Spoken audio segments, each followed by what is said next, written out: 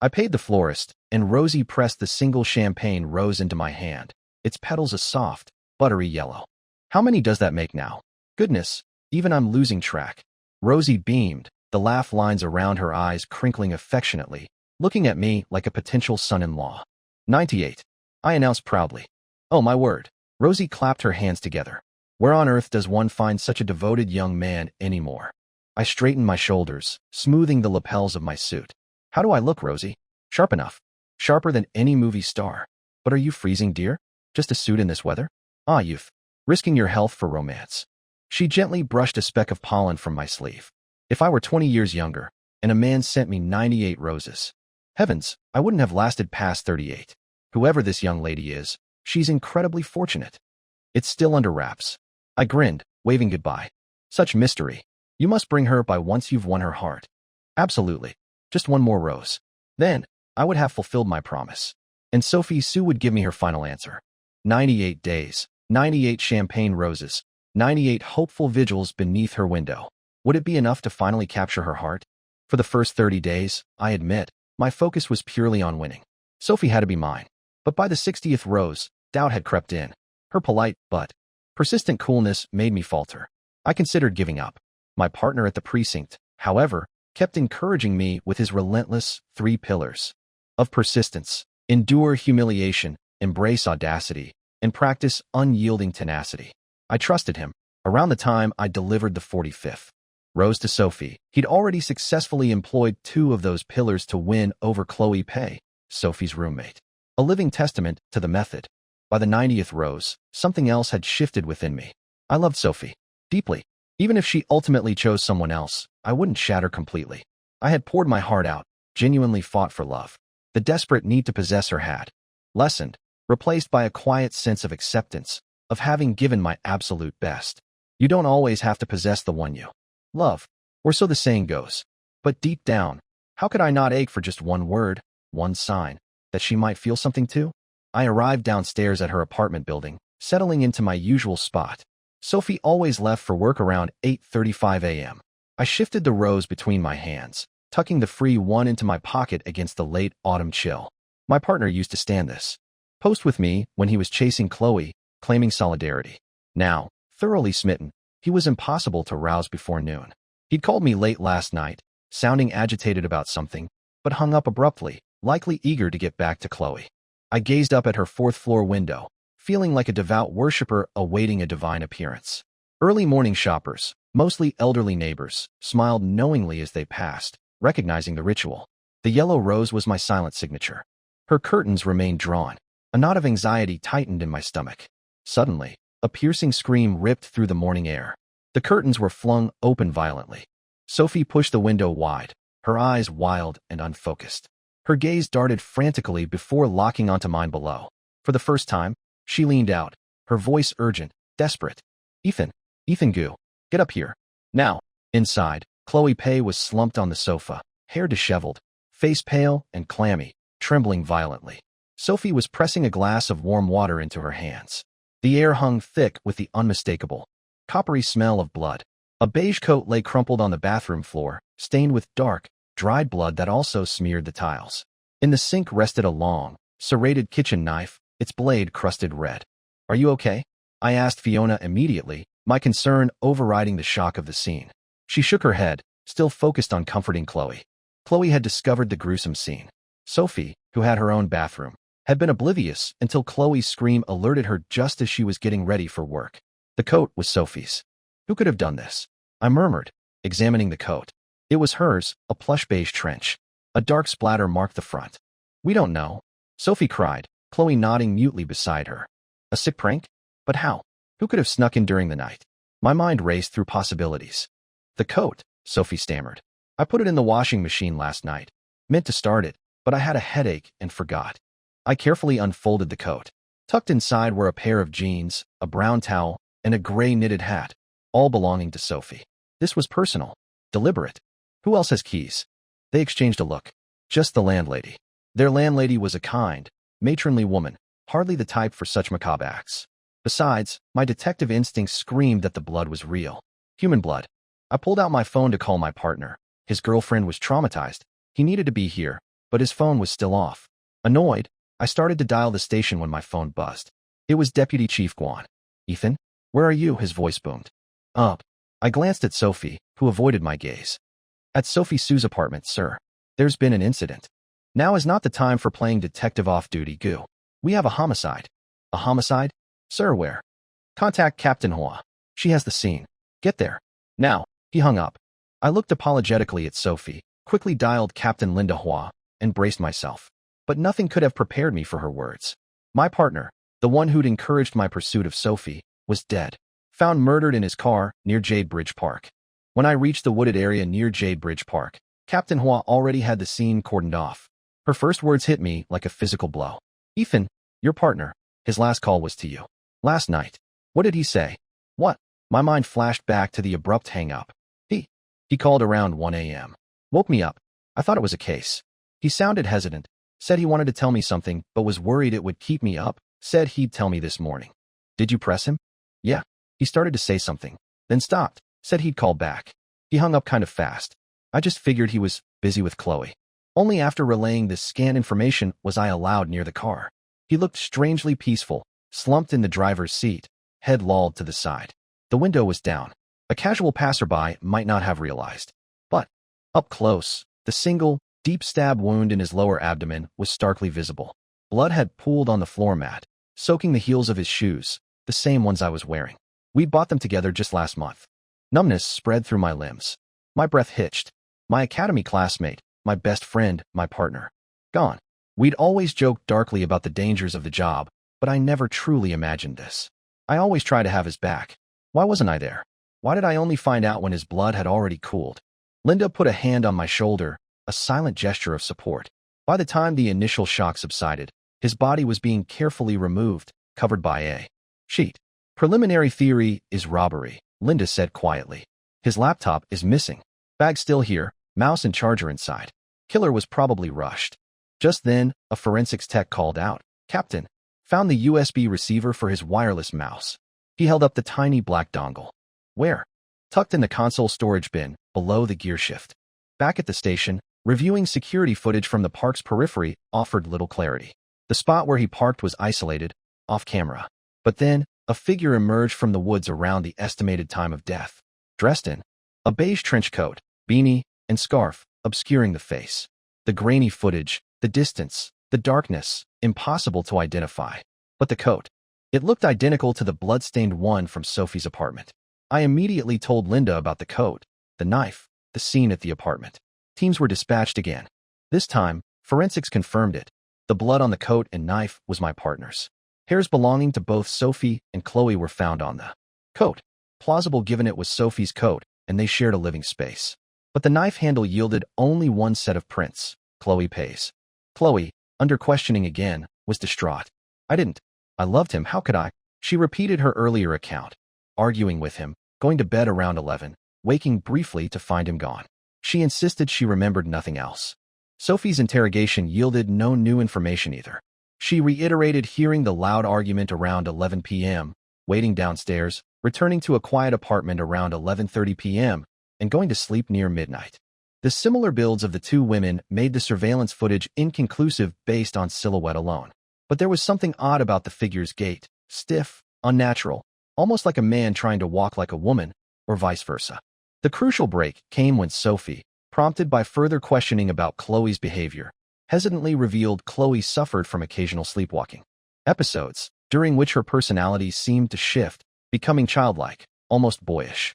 This aligned eerily with the strange gait in the video. When confronted, Chloe vehemently denied any knowledge of sleepwalking. But based on Sophie's account and the mounting circumstantial evidence, Chloe Pei became the primary suspect, potentially suffering from dissociative identity disorder, DID, with an alter personality possibly responsible for the murder during a blackout state. She was transferred to a secure psychiatric facility for evaluation. The case felt closed, yet utterly wrong. I spent the next few days in a grief-stricken haze. My partner was dead. The woman I loved was potentially entangled in his murder, or at least, her roommate was the prime suspect. And hanging over it all was Sophie's quiet coolness towards me, her refusal to hold my hand, her pained reaction to Julian's presence. I replayed her words at the party. Father's orders. I didn't want it. Not a defense of our relationship, but an expression of her own trapped feelings. The memories of her apparent affection, nursing me when sick, seeking comfort after nightmares, asking my opinion on dresses, felt like cruel mirages. Were they all false? One evening, needing air, I stepped out onto the fire escape of my own apartment building. Below, in the alley, I saw them, Sophie and Julian. Her arms were wrapped around his waist from behind, her head pressed against his back. She was crying, pleading, "Julian, don't leave. Please, I'm begging you." He stood stiffly for a moment, then gently but firmly removed her hands. "Stop it, Sophie." His voice was calm, almost cold. "You're married now." His words seemed to shatter her remaining control. "Julian," she sobbed hysterically. "You know I don't love him. I only love you. I married him despite you. Don't you understand? Why didn't you try to stop me? Why didn't you say anything?" Her voice cracked. Did you? Did you ever even love me at all?" Before he could answer, she surged forward, tears streaming, and kissed him fiercely, standing on tiptoe, clinging to him. For a moment, Julian seemed to resist. Then, as if a dam broke within him, he responded, pulling her close, returning the kiss with equal passion. Watching them from the shadows above, I felt frozen, ice water flooding my veins. It wasn't just heartbreak. It was the utter annihilation of a decade's worth of hope and devotion. I left the party early that night, going home alone. Much later, my phone rang. It was Sophie's friend, Gigi. "Ethan, why did you leave? Sophie's had way too much to drink. You need to come get her." Something inside me had finally snapped. "I've been drinking too," I replied, my voice flat, devoid of its usual warmth. "Let her stay at your place. Or here." I transferred 1,000 yuan via the app. "Take this, get her a room at a nearby hotel." I hung up before Gigi could respond. That night, I drafted a divorce agreement and left it on the bedside table. The next day passed in a blur of work and a splitting headache. I returned home that evening to find Sophie sitting quietly on the sofa, scrolling through her phone, a faint smile on her lips. "Ethan," she chided playfully, looking up briefly. "You're back so quietly?" She immediately returned her attention to her phone, giggling softly at something, seemingly uninterested in my response. She even subtly angled the screen away when I sat down nearby. Then, suddenly, she put the phone down, linked her arm through mine, and leaned against me, adopting a coquettish tone I hadn't heard in years. "Honey, what should we have for dinner tonight?" "Honey?" A bitter laugh escaped me. In all our years together, she'd never called me that. Clearly, someone had put her in a very good mood. Ignoring her question, I retrieved the divorce papers from the bedroom and tossed them onto the coffee table in front of her. "Sign it, Sophie." My voice was glacial. "I'm giving you your freedom." Sophie stared at the papers, then at me, her eyes wide with disbelief. "Are you crazy, Ethan?" I didn't mince words. I repeated the things I'd overheard her say to Julian, the raw confession of her feelings. "If you don't love me," I demanded, the pain finally boiling over, "why did you marry me?" Panic flared in her eyes. She grabbed my sleeve, shaking her head frantically. "Ethan, listen, please. I was drunk last night. I don't even remember what happened, what I said." She tried to meet my gaze, tears welling. "Think about it. We haven't had any contact for years. Please don't do this." Her voice dropped to a desperate whisper. "He and I, it's really nothing now. Please don't divorce me." She even scribbled out a guarantee, promising never to see Julian again. It felt childish, meaningless. My heart, already fractured, felt like it was turning to stone. In the past, I rushed home from work every day, eager to have dinner ready before Sophie arrived. I turned down promotions, overseas training opportunities, anything that might take time away from her. Colleagues called me whipped, a man who couldn't live without his wife. I never cared. I was doing what felt right, pouring everything into the woman I loved. Now, silence stretched between us. We lived in the same house, but occupied different worlds. We didn't speak, didn't touch. Then, one afternoon at the office, the world went black. I woke up in the hospital. The first thing I did was call Sophie. Her phone was off. Ignoring the doctor's advice, I discharged myself and went home. The apartment reeked. A week's worth of dirty dishes festered in the sink. Leftovers rotted on the dining table, some sprouting. White fuzz. The stench was nauseating. I didn't have the strength, or the will, to clean. I tried calling Sophie again. Still off. Slumping onto the sofa, I idly scrolled through my social media feed. I checked Sophie's profile. Just a blank line where her post should be. A quick search confirmed my suspicion. She'd blocked me from seeing her. Updates. A bitter chuckle escaped me. Then, I noticed a recent post from Gigi, a 9-photo grid from a KTV party. Sophie and Julian were in several shots, looking cozy. As I looked closer, the post vanished. Deleted. Fueled by a cold, dull anger, I found the KTV Gigi had tagged and started checking rooms. In a booth near the back, I found them. A raucous group, forcing drinks on each other. And there was Sophie, stepping in front of Julian, taking cup after cup for him, shielding him, helping him avoid alcohol. She drank until her eyes glazed over, finally collapsing into Julian's arms. He smirked, a predatory glint in his eyes. I burst into the room and punched Julian squarely in the face.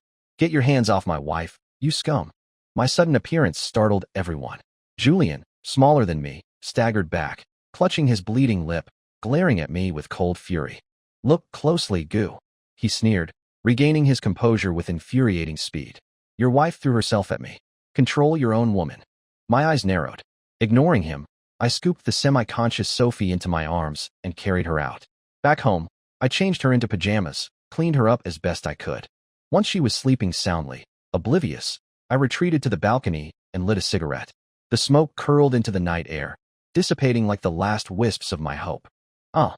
Sophie's shriek ripped through the quiet apartment. I bolted from the balcony into the bedroom, heart pounding. She was sitting bolt upright in bed, clutching the duvet to her chest, tears streaming down her face. Her expression was one of pure, unadulterated horror.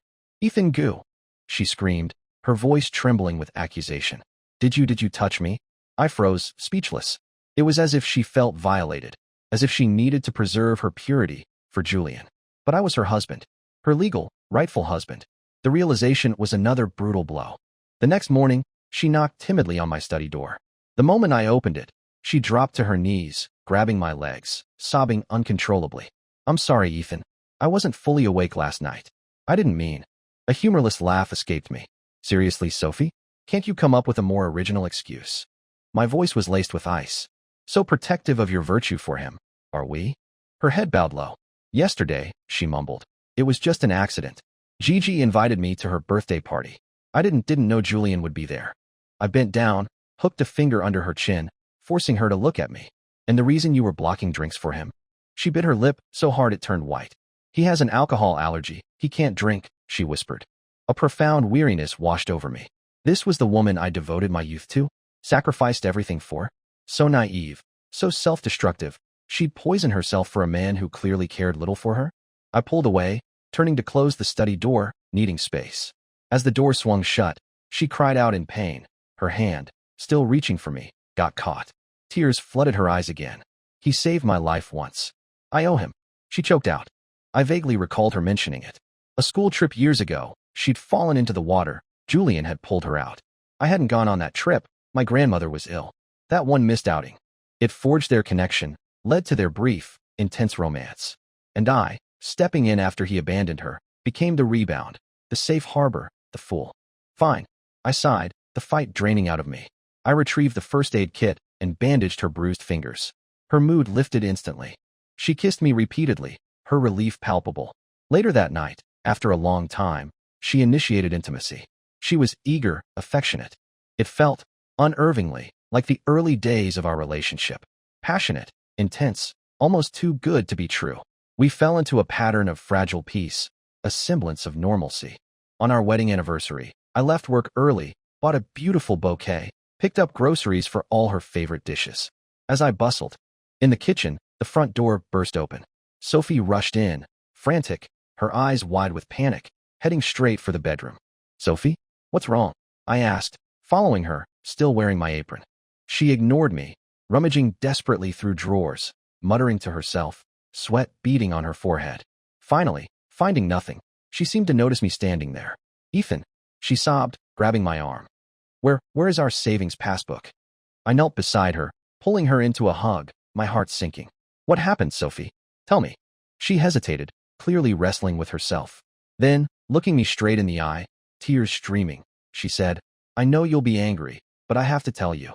I braced myself. I already knew who this was about. I listened calmly as she wept. "Ethan, Julian was in a car accident. He needs money for surgery, urgently." Her voice broke. He might die." A cold chuckle escaped me. I slowly stood up. The absurdity, the utter predictability of it all, felt profoundly draining. I didn't even bother asking why her ex-boyfriend, a grown man, needed my wife to pay for his life-saving surgery. She was willingly walking back into his web. I couldn't save her from herself. Sophie, I said quietly, evenly, you know the condition.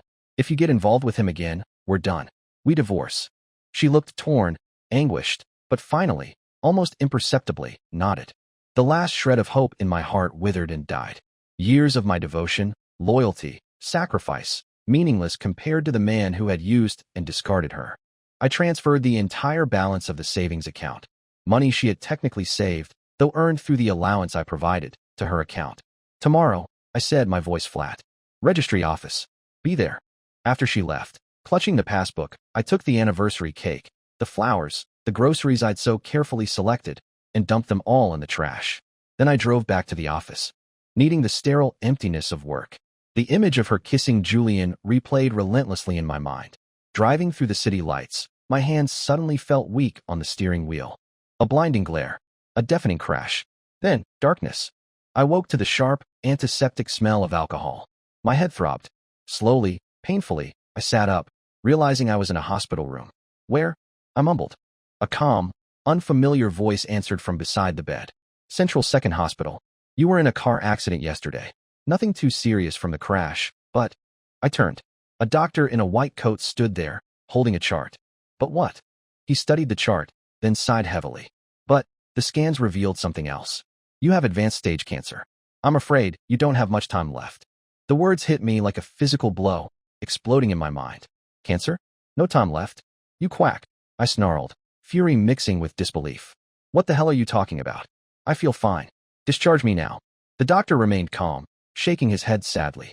With treatment, you might gain a few more months. Get the hell out. I roared, throwing off the blanket. I fumbled for my phone on the nightstand. Checked it. Not a single message. Not one call. I was dying, and apparently, no one cared. My grandmother. I should call her. No. Better she didn't know. Let her keep her peace. A wave of utter despair washed over me. I wouldn't die here, in this sterile, impersonal room. Trembling, I pulled myself out of bed and stumbled out of the room. Down the corridor, near the elevators, I saw her. Sophie. I started towards her, her name forming on my lips. Then he appeared. Julian. Looking perfectly healthy. Sophie rushed into his arms, and right there, in the busy hospital hallway, they kissed passionately, oblivious to the world around them. Sophie, the shy, reserved woman I thought I knew, throwing herself at him, again and again. After the kiss, she excitedly pulled out a piece of paper. Julian, look, she exclaimed, her face radiant. The report. We're having a baby. Julian's handsome face remained impassive, devoid of joy. That's good, he said coolly. Tell Ethan it's his. Then you won't have to get divorced. Sophie's ecstatic smile froze, then slowly crumbled. I stood rooted to the spot, invisible, watching the drama unfold. Curious, morbidly curious, to see what she would say, what she would do. I went back to the apartment first, methodically packing my remaining belongings. Soon, I heard the key turn in the lock. Ethan, you're home. Sophie called out tentatively. I didn't answer, just continued folding clothes into my suitcase. Her footsteps approached, stopping just behind me. Then her arms, gently wrapped around my waist, her cheek pressing against my back. Ethan, she murmured softly. Let's not get divorced, okay? I shook my head, a bitter laugh escaping me. Why? Ready to tell me about your pregnancy now? Her breath hitched. She stilled against me. Finally, she whispered. How did you know? Calmly, I turned, disentangling myself. I took out my phone and played the video I'd covertly recorded at the hospital. The passionate kiss, the pregnancy reveal, Julian's callous response. She stared at the screen, speechless, aghast. There were no excuses left, no explanations possible. I sighed, a deep, weary sound. You told him you didn't even need him to marry you, right? That you'd raise the child with me. Let me be the father, as long as he loved you. My voice, initially calm, started to tremble with suppressed rage. I raised my hand, intending to finally strike her, to unleash all the pain and betrayal. She flinched, squeezing her eyes shut. But my hand stopped midair. I let it fall, shaking my head with bitter self-mockery. Ethan Goo, don't hit women, I said softly, the words tasting like ash. Especially not the woman I loved. I picked up the divorce agreement from where it still lay on the nightstand and thrust it at her. Sign it. After this, we owe each other nothing. I walked out, slamming the door behind me, leaving her gut-wrenching sobs echoing in the empty apartment. This time, there was no hesitation, no second thoughts. Only a profound, liberating sense of release. Further tests confirmed the initial diagnosis, late-stage stomach cancer. Despite knowing it was coming, the finality of it sent tremors through my body. My legs gave out. I slid down the hospital corridor wall, burying my face in my hands, tears finally breaking free. I was only in my late 20s. My life barely begun. After an unknown amount of time, my phone rang, a rare occurrence these days. It was my grandmother. I answered the video call, forcing my features into a semblance of normalcy, wiping away the tears. "Hi, Grandma." I managed, trying to keep my voice steady. "My dear boy, Grandma's making dumplings tomorrow. Bring Sophie and come for dinner." Her face, beaming with love through the screen, was almost too much to bear. "Okay, Grandma," I promised, my heart aching. "We'll be there." The next day, I drove out to her house in the countryside. The old osmanthus tree by the gate was in full bloom, its sweet fragrance filling the air. Seeing the ancient wooden bench under the tree brought back memories of my grandfather, still alive then, standing behind Grandma as she sat there, gently combing her hair. They had loved each other truly, a love I would never have. "Grandma, oh, my dear boy, you're here. Where's Sophie?" She peered behind me, expecting to see her. "Ah, Grandma." I lied smoothly. "Sophie got held up at work, last-minute thing. She said to bring some dumplings back for her." Grandma accepted the excuse without question, bustling inside. Soon, she placed a steaming bowl of dumplings in front of me. The familiar, comforting aroma filled my senses. I took a bite. Perfect, just like always. Tears welled up again, dripping silently into the bowl. "Child, why are you crying while eating?" Grandma reached out her wrinkled hand, gently wiping my cheek. "They're just so good, Grandma." I choked out, forcing a smile. Tears of joy, because I'll never taste them again. "Silly boy, come visit more often. Grandma will make them for you anytime."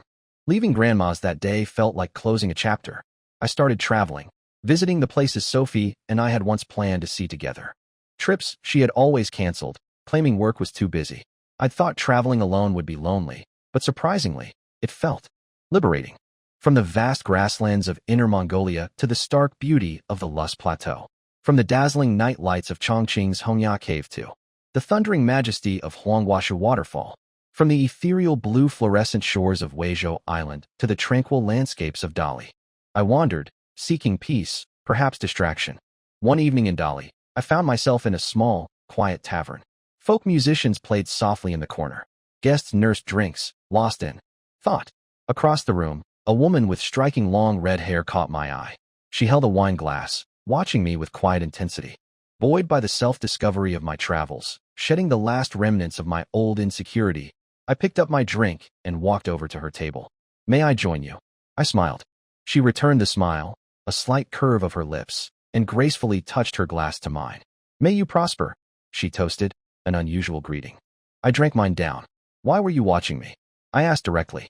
She tilted her head, pulling out her phone. "You look remarkably like this travel blogger I follow," she said, showing me the screen. "He's documenting his journey while battling cancer." I stared at the screen. It was me, my travel account. She introduced herself as Bianca. She, too, was a cancer survivor. Her story poured out, escaping a toxic family who only valued her as a source of income for her brother, using her cancer diagnosis as a catalyst to finally break free, reclaiming her savings, quitting her job, and traveling the world. Miraculously, during her journey, her cancer went into remission. Dali was her final stop before heading home to start a new life. "Brother," she said, her eyes shining with empathy, "I hope my luck rubs off on you." Tears welled in my eyes, genuine tears of connection this time. We exchanged contact information, two ships passing in the night, yet forging an unexpected bond. The next day, my phone rang. Sophie. Her voice was thick with tears, choked with desperation. "Ethan, when are you coming home?"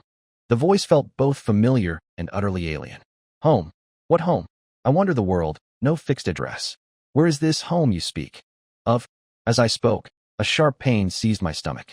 Sweat broke out on my forehead. I fumbled for my pain medication, swallowing the pills dry. "Ethan," she pleaded, "can you please come back? Take care of me." Her voice broke completely. "The baby. I lost the baby. It was Julian, that bastard. He got drunk and hit me." She sobbed. "I gave him all my money, and you didn't leave me anything." A strange, cold satisfaction flickered within me. The final embers of love had truly died. "You deserve it," I said flatly, and hung up. The stomach cramps intensified. I had a feeling my time was running out. The following morning, my grandmother called, her voice sharp with uncharacteristic anger. You rotten kid. What happened to the way I raised you? How could you do something so heartless?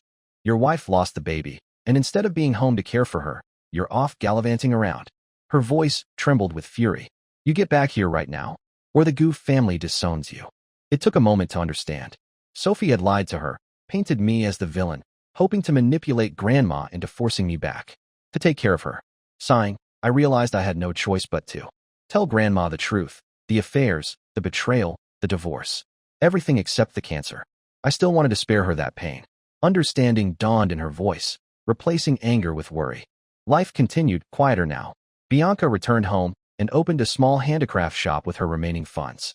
I promoted her store on my travel blog. Her business thrived. We stayed in constant contact, sharing daily snippets of our lives, her shop successes, my travel discoveries. Her messages were a lifeline, a source of genuine warmth in my fading days. On her birthday, I ordered her a cake delivered to her shop and video called her. As she made a wish over the flickering candles, I asked, "What did you wish for?" Her eyes met mine through the screen, soft and serious. "I wish for you to be healthy. Wish for you to be here to celebrate with me next year." My throat tightened, eyes stinging. We both knew I wouldn't make it to next year. Silly girl. I choked out, forcing a laugh. Wishes don't come true if you say them out loud. I don't care. I don't care, she insisted fiercely, tears glistening. My wish came true. Yours can too. Yes, I whispered. Maybe. That night, the pain became unbearable. I called an ambulance. I woke up with an oxygen mask over my face. I asked the nurse for my phone. With trembling fingers, I made my first and only post to my personal social media account. Sorry, I wanted so much to celebrate your next birthday with you, but I won't make it. Attached was a photo of my hand, and 4 needles taped to the back. I was betting, hoping she would see it, that she would care. Dimly, through a haze of pain and medication, I heard my phone ring. Thinking, hoping, it was Bianca, I fumbled for it. The caller ID showed Sophie's name. I answered, weary. Ethan. Her voice was urgent, whiny. Can you lend me some money? I'm sick in the hospital. No. I whispered, barely having the strength. Don't call again. I hung up. Gigi had called me yesterday. Sophie, she said, was completely lost. Julian had scammed her again, claiming he needed investment for a startup. She'd given him everything. Grandma had left her. It all went to pay his gambling debts. He vanished. Sophie was borrowing desperately from everyone, still clinging to the fantasy that Julian would return her money. My patience was long gone. Let her reap what she sowed. The phone rang again almost immediately. I almost declined, but saw the name, Bianca. Her voice was tight with worry. Where are you? Which hospital? I texted her the address and let sleep, or perhaps unconsciousness, claim me, knowing she would come. I dreamed I was wearing a suit again, standing at an altar, slipping a ring onto the finger of the woman I loved. But the face smiling back at me wasn't Sophie's. It was Bianca's. Wake up. Ethan, wake up. My eyes fluttered open. The woman leaning over me. Why was she crying so unattractively? Your eyes, all swollen, makes you look ugly. I mumbled through the oxygen mask. I tried to lift my hand to wipe her tears, but found I had no strength left. She swiped at her face, managing a watery smile. You're the ugly one. I smiled back. Maybe my life wasn't a complete waste after all. To die with someone who loved me, holding my hand, there was peace in that. With my last ounce of strength, I gestured towards the will lying on the bedside table. Sorry, I whispered to Bianca. Can't be with you anymore. This is all I have left. I had left her my only remaining asset, a small property. It's your home now. You deserve to be loved. My breath faded. No regrets. After my death, Bianca honored my final wishes, scattering my ashes into the vast, indifferent ocean. As the ashes drifted away on the wind, she spoke to the empty air. Ethan Goo, that house you left me? I sold it. Donated all the money to help children in poor mountain villages. She smiled sadly. But I built you a house, you know? A home. She gently touched her chest, over her heart. You moved in here a long time ago. Her voice broke slightly. Rent-free, but getting you in here. It took so much effort from you. That effort, that love, it's worth far more than any money. A single tear traced a path down her cheek. Next life, let me find you sooner. My grandmother, upon hearing of my death, didn't cry or rage. One quiet afternoon, she simply closed her eyes and passed away. Peacefully in her sleep, she left her modest savings to Sophie. Perhaps, in the end, she remembered the little boy who used to trail happily after a little girl named Sophie, calling her name, adorning her hair with trumpet flowers, innocently asking her to be his bride someday. Childhood promises, sealed by hopeful parents with an arranged engagement. Who could have foreseen such a tragic end? Sophie lay alone in a stark hospital bed.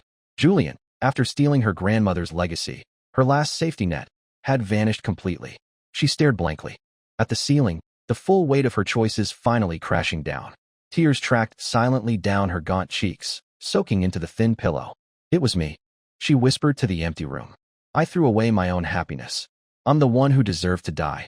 Her voice cracked with anguish. Ethan was so good to me. Why? Why did I betray him? Sobs racked her frail body. I was so stupid, so stupid. No one came to visit her. Everyone she knew had been burned by her desperate borrowing. Her grandmother's money saved her life physically, but her spirit was broken. Discharged, gaunt and fragile as a walking corpse, she somehow found Bianca. Can you take me to see him? She pleaded.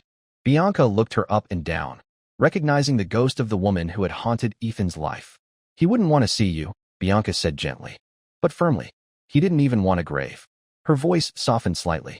His ashes are scattered in the sea. He's free now like the wind.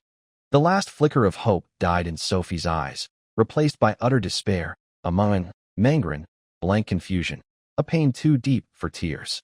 She collapsed onto the pavement, all strength gone. Why? She wailed, pounding the ground weakly. Why? Didn't Ethan love Sophie the most? He promised he'd never leave me. Didn't our childhood vows mean anything? Bianca helped her up and pressed a small, handmade blessing pouch into her hand. Go now, Sophie, she said softly. Ethan liked girls who smiled. May this bring you health. High on a rooftop, overlooking the glittering, indifferent city, Sophie drank herself into oblivion. Fragments of memory surfaced through the alcoholic haze. Sophie, will you be my bride when we grow up? Sophie, restaurant food isn't healthy. I'll be your personal chef. New dishes every day, promise. Hello? Boss. No, I can't work late tonight. It's my wife's birthday. No amount of overtime pay matters. Hey, Rosie.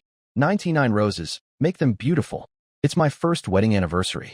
The alcohol surged. In the shimmering city lights, Ethan appeared before her, young again, smiling gently. Sophie rubbed her eyes, shaking her head. Is that really you, Ethan? Joy, sharp and painful, pierced through her stupor. She stumbled towards him, giggling like a girl. Ethan Gidge, big brother Ethan, she asked playfully. Will you dance with me? In the dream, they were children again. He, earnest and devoted. She, sweet and innocent. He gently took her hand, leading her in a slow dance under a spotlight that seemed to shine only for them, moving perfectly in time with imagined music. The dance ended. The spotlight faded. Darkness returned. The dream shattered. Sophie woke up, alone on the cold rooftop. She stood, swaying slightly, and walked towards the edge. A small, sad smile touched her lips. Ethan Goo, she whispered to the wind. I'm coming to be with you. End.